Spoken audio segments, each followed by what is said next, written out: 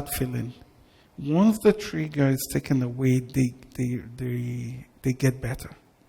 So we do know that some of them have triggers. However, it's a maladaptive developmental defect. What we mean by that is that ideally, if you're passing through stress, you should be able to cope through it. But not everybody can do that. Not everybody is built to do that. So we still know that that's a mental condition. If some people face trouble, their blood pressure goes up.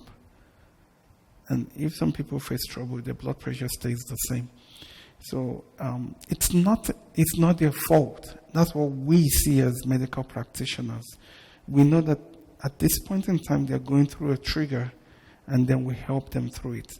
The problem, though, is that some of these conditions run in the family. I'll give you. I try to limit it so that I don't burden everybody. It's quite more interactive. Mental health conditions do run in the family. It's worse when it runs in your family. So let's say that your mom does not have it, your dad does not have it, your uncle, your aunt, nobody has it, and you have a breakup with a friend, or you lost your job, and you fail an exam. Actually, I think I've had a panic from failing an exam before. No, but it's something I was able to control. It did not take over me. Just what am I going to say at home and stuff like that. Some people cannot control it. Just going to take over their mind. They're just going to spiral down. It's worse when it runs in the family, and we're going to get some factors that we put into context. If it runs in the family, the chances is even worse for that person. If you're male, the chances is worse for that person. Other factors that we look into, like again, we reflect. We never say it's nothing. Remember I said, don't just say, it's nothing. There's nothing wrong with you. It is well. Just go sleep. That is really common in Africa, where we just belittle those things. And that's the biggest downside to preventing suicide. When we just say, there's nothing wrong with you, just go and sit down there, and something as simple as a wire can be used as a hanging rope, and then you say that person died. Something as simple as Tylenol, acetaminophen, paracetamol, you can, if you take, as an adult, if you take 40 tablets, you can damage your liver, you can die. So if you just say, Mom, leave me alone, you lock yourself up, take 100 pills of Tylenol, you will be dead. So, and those are huge drugs that we see in the emergency room here that patients overdose on in an attempt to kill themselves. Things like kitchen knives, ropes, scissors. It's very easy for people to just say I'm done, and they get it over with around here. Depression is real. Depression, by definition, means that you must lack interest in things you always look forward to doing. That's one. And then your mood is down. Two things to remember. So if you have a friend, I'm trying to make it simple now, just to address your concerns. How do you know he's truly depressed, or he's just forming it? So if you have a friend that likes playing video game, and you call him, let's go play video game, and he says, I'm fine.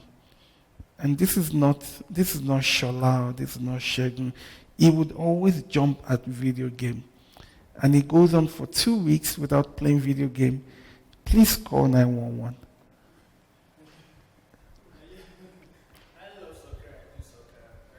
Mm-hmm.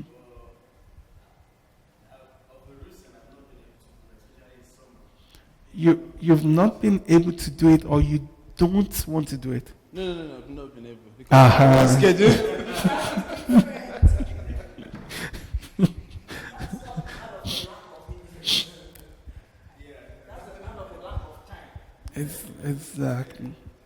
Exactly. So if the person sees it, you like eating burger, and they give you burger, and he says, "Leave me alone." Day one, leave me alone. Day two, day three. This is not my child. He would jump at candy. Please call 911. You know, all of these conditions would affect your sleep. If you see someone that's not constantly sleeping, please talk about what's going on with them. If they do not sleep, like you see someone with schizophrenia, a madman would not sleep. The energy is there. They just keep going. What about cases of insomnia? Because I suffer from insomnia. Mm-hmm. I know that. I periods where I just sleep for 3 hours. Exactly. So, what about insomnia? How does that? Good. I've had insomnia for 20 Good. years. It's similar to what he asked me. This person does not feel a need to sleep. He's got extra energy to go. You want to sleep, it's not coming. Do you see the difference? So the other one, you want to play football if there's time. But this one has time. He has everything, but you give him football, he's not playing. You want to sleep, you don't see sleep. That's a different ball game. This guy does not feel a need to sleep. It just keeps going. Extra energy. It just keeps going. The sleep is just lacking. It's gone. It's taken from him. It's two different ball games. It's not in their power. It's not like they're intentionally doing it. The brain has been split. It's not functioning again. Another thing that's quite common in these people is that they either are drained of energy or they have too much energy. It's either they're just down, caught up, no energy, or they just keep going. So I'm trying to cluster everything together to give you key things to remember. A final thing to remember in these people is that they use drugs a lot. If they don't use drugs, they gamble. If they don't gamble, they womanize. They do things that are otherwise strange. So if you see someone that does something out of the normal norm,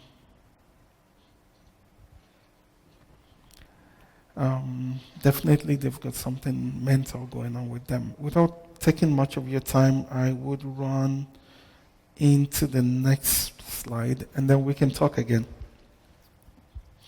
So, trauma of suicide. These are two pictures. So I spoke about this lady that burnt herself with her husband, and this is the People's Temple in US, church that was led by the pastor to kill over 900 members. Yeah, this one. So maybe the pastor was suicidal, and he's hearing the voice that he has to save his members and take them to heaven. So sometimes, please, when your pastor says eat grass, and you and you know that grass is not for humans, please don't eat it. And we've seen a lot of that. We've seen tons and tons and tons of that. We've seen pilots that dives nose down and kills hundreds of people. If someone had identified the pilot as being depressed, they might have saved the life of hundreds of people. Or if you see a pilot that drinks a lot, he's off work and he drinks 20 bottles of alcohol. There's something wrong with this pilot. It's like seeing a doctor that drinks 20 beers of alcohol. Don't go and see him for your health. There's something wrong with that doctor. So these are essential people in the community that we could also identify. Drugs, please don't forget. Someone that lacks interest in things, please don't forget.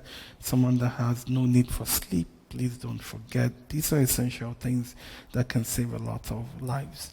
Who are left to deal with the trauma of suicide? Usually family, friends, colleagues.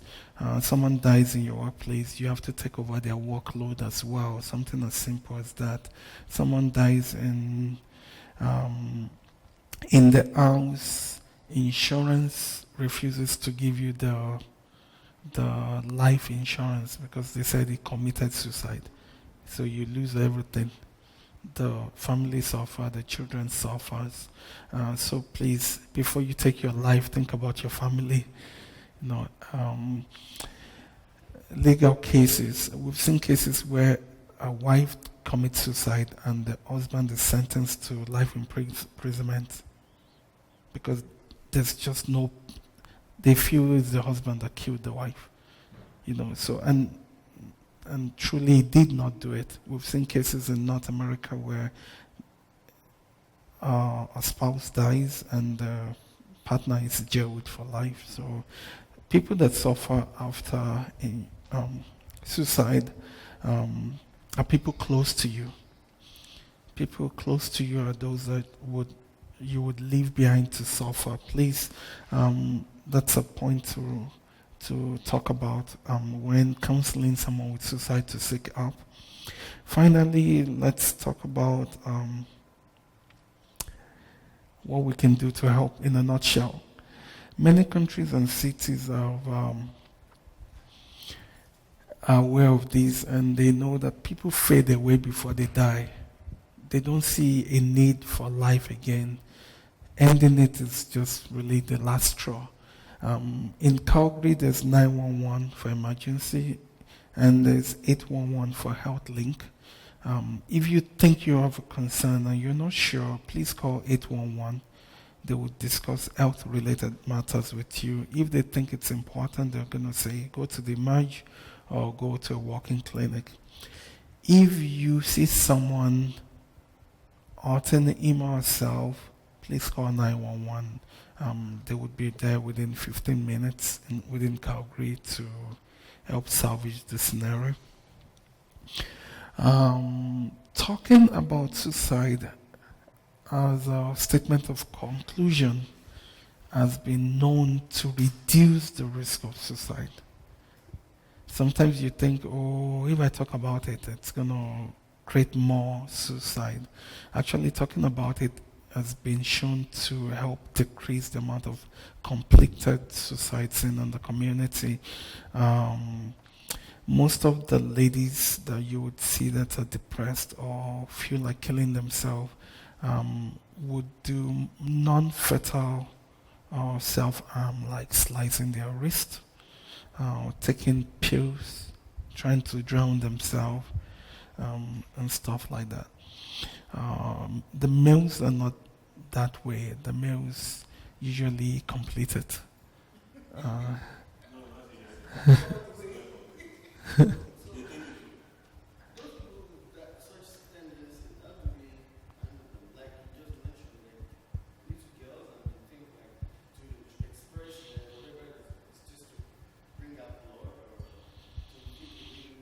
Mm-hmm.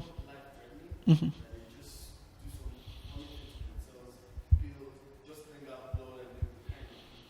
Mm-hmm.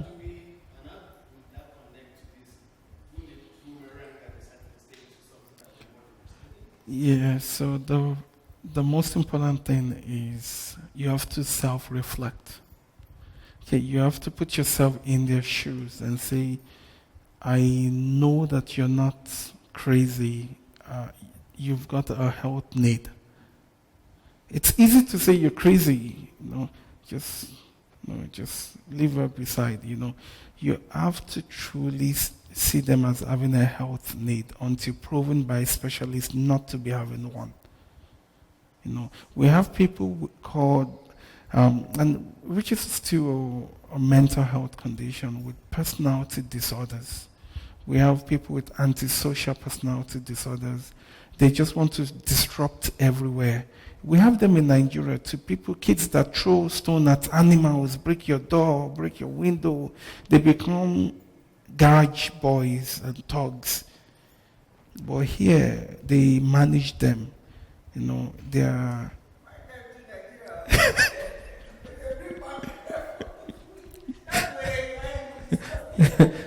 Yeah, the truth is, in Nigeria, there are a lot of people with conduct disorders, people with antisocial disorders that end up in the garages. Their future is just messed up. Here we have a lot of them that are CEOs, and we see them because they come to us for continuing care.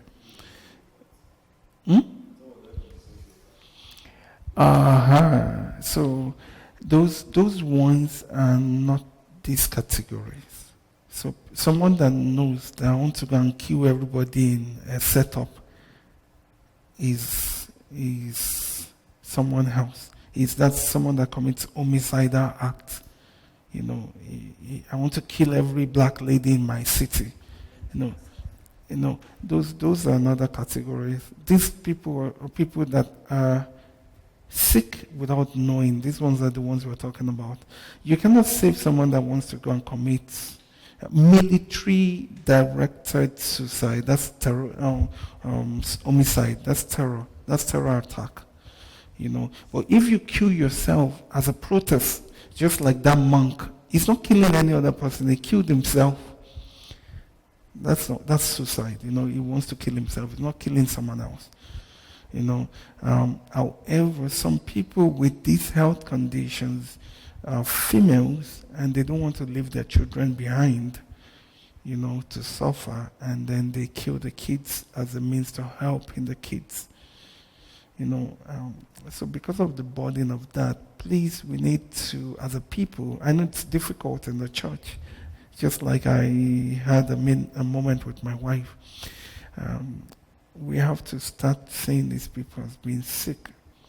The same way we accepted diabetes as a diagnosis, the same way we accepted insomnia as a diagnosis and hypertension as a diagnosis. There are people that truly suffer from depression and they can be absolutely managed and they can live well, function well, be productive members of the community. Some of the big people in the world have all of these health conditions.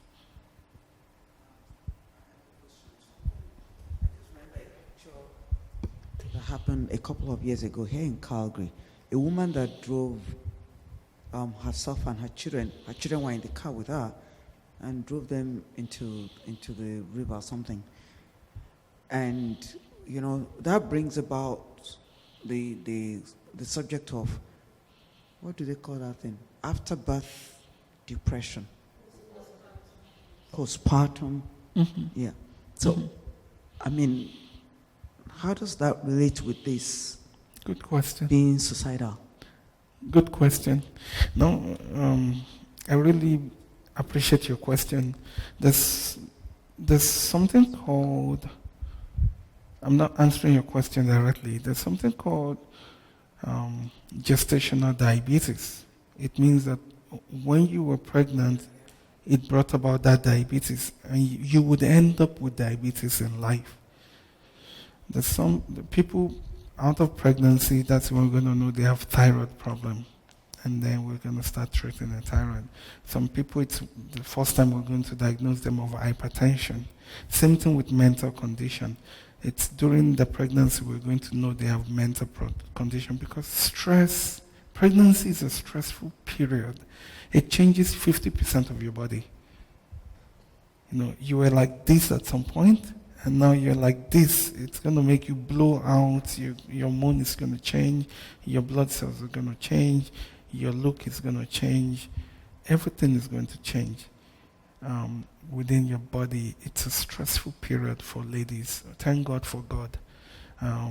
If not, you're not supposed to survive it if your body just changes within a space of 9 months. So a lot of ladies need a lot of care a lot of love, a lot of support when they're pregnant immediately after their delivery and stuff like that, to be able to cope with all of this. Actually, more than 3 out of 10 ladies that gives birth will have some kind of mood issue, which we just call postpartum blues. It's only when it presents with lack of interest for more than 4 weeks and lack of poor mood and stuff like that we say it's depression.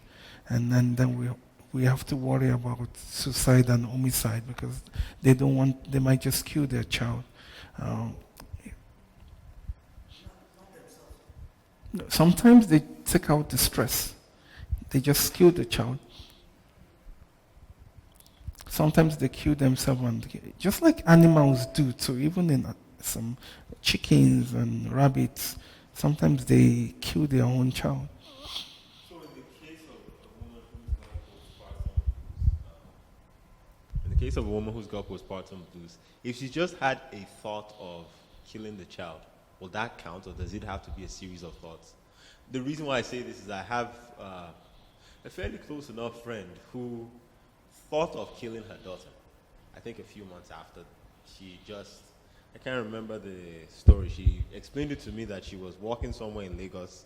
I think it was in a high-rise somewhere, and I think there was one of those balconies unopened. She said the thought came for her to drop the baby over that ledge, but she never followed through with it. If the thought exists, is it just one thought, it means nothing, or does it have to be a series of progressive thoughts? Thank you very much. So, if we go backwards, I intentionally we'll keep going back. Omitted this slide. So in here, every thought of self-harm is bad. Every thought. Okay? Before we go deeply into this, what I want us to know is that we have to self-reflect and admit that these people need help. Because that's the whole essence of this discussion. We have to talk to them about, most of the time it's about, you see something, then you ask them that thing. Don't say you're depressed. No. Say it as, are you depressed? Or how's your mood? You have to ask the question. If you conclude, they're going to be guarded and defensive. That's the way we do in medicine. Oh, I see you're looking down. Can you tell me about it? Because you could be wrong. Because you could be wrong, then it's going to mess everything up. So don't assume you know. You have to ask open-ended questions. Don't conclude, how have you been dealing? Have you gotten enough support? How's home for you? How's the care of your child after delivery? Question. And you don't know what they're going to tell you. You never know. You would be amazed what people tell you. You would be amazed. So in here, it goes into,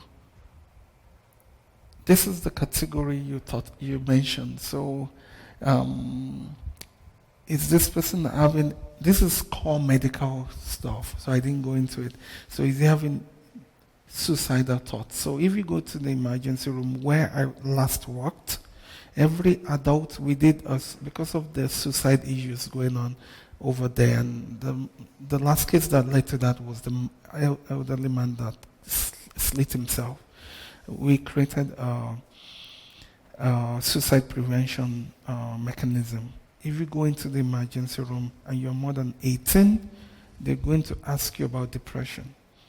If you say your mood is not good, they're going to ask about suicide automatically, even if you're coming for toe pain.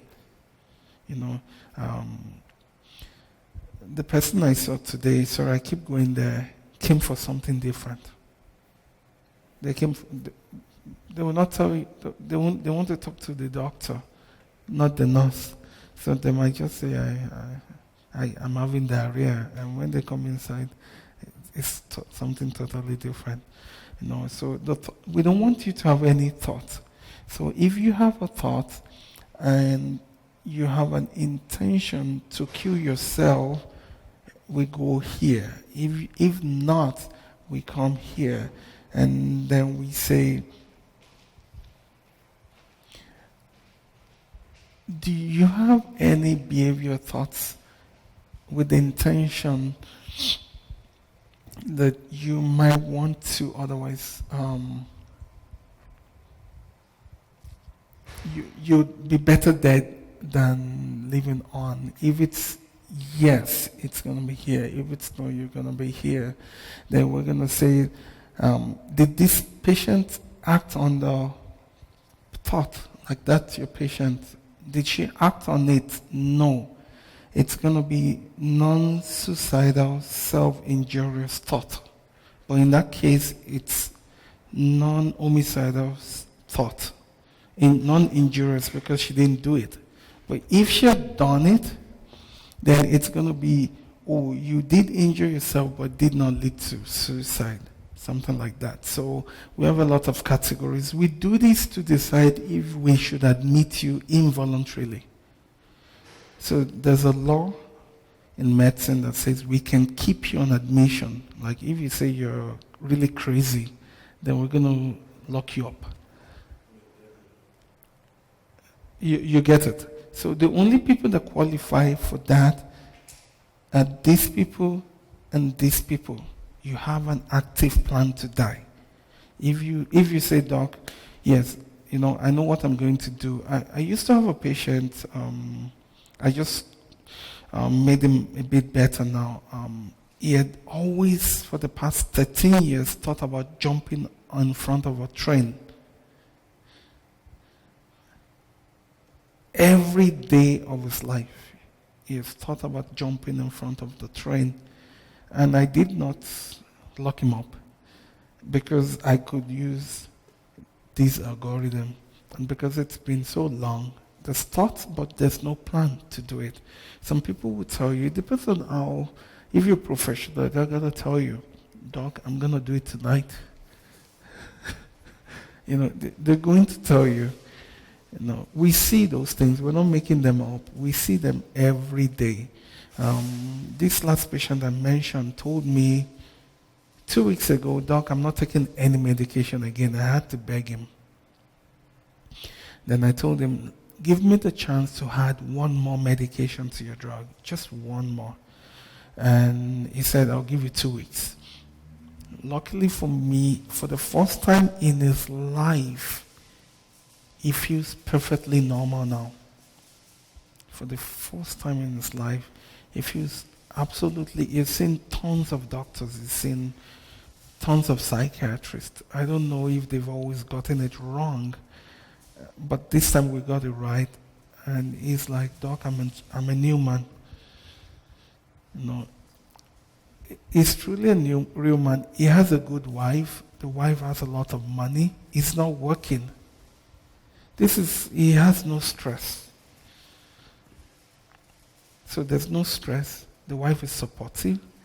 He has money. He plays video game all the day.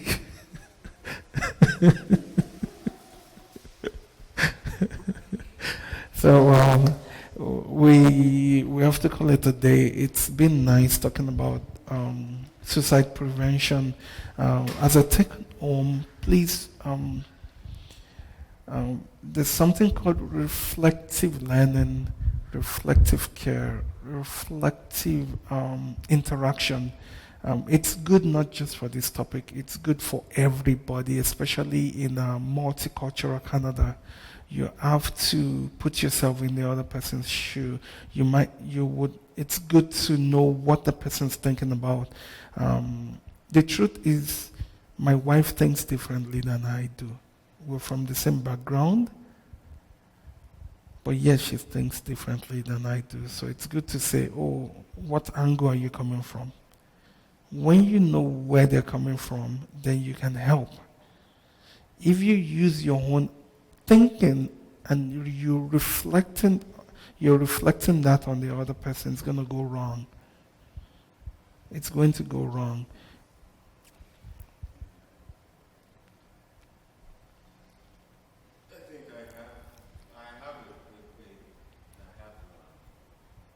have a situation which bothers me. I used to have this very close friend. Mm-hmm. I think I've known him as long as I came to this country from the UK. So about 98 thereabouts. Mm-hmm. We were very close at one point in time. Then, I'm not even sure what the details were. We were separated. I was here in Calgary. He was in Edmonton. So back in 2017, we got in contact with each other again, which was fantastic because we haven't talked in such a long time. No, not 2017, 2015. 2015. That's the time. And he told me that he had been diagnosed with schizophrenia. Now, my friend is a really interesting character. He's a force of nature. It kind of reminds me of certain aspects of my own father. Anything he does with all his power. And then he went from this guy who was this very passionate about African politics, economics, world history, geography, and he became very lethargic. It was really the bizarre thing was that he was now lethargic. He will tell me that he was hearing voices, and I'm looking at this was a guy that I used to look up to, like I want to be like this guy, and I'm like thinking about it, and I'm saying, what has he become? So, but the thing that really bothered me, and this is what really got to me, was that by about 2016, 2017, he tried to put on this face like he was still Superman again. Like he was still so strong. But you could see that there was a struggle because I didn't buy it.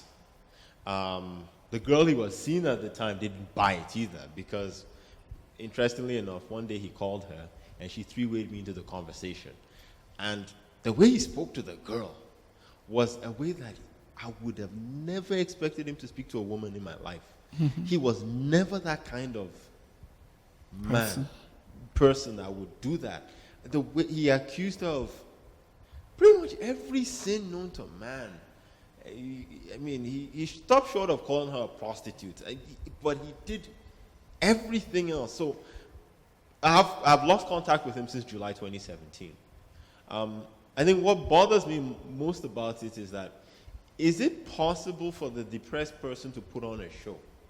Like they try to emulate or stimulate parts of their former life or things that they thought that they were doing at a point in time, just so that you don't see that. Because at one instance, I'll use this as an example. One instance is a friend of mine who's, I think he's a counselor, but I'm not sure whether he's a psychologist or what have you. He owns a clinic here in the city. And he called him from Edmonton. And he told him that he was thinking of killing himself. So the friend says, well, I'm going to report you to the authorities, which I believe is the natural approach in those kind of situations. He got upset about it. He said he doesn't understand why his friend will say such a thing. He said, I understand where he's coming from. That actually was the reason why me and him started to drift apart. Because I sided with that one friend on that situation. So, but going back to the crux of the matter is that is there a need for them to sometimes make believe like everything is okay, meanwhile you see the opposite as you deal with them? Okay. I would try and answer your question. Again, I'm trying to pass one message in suicide prevention. The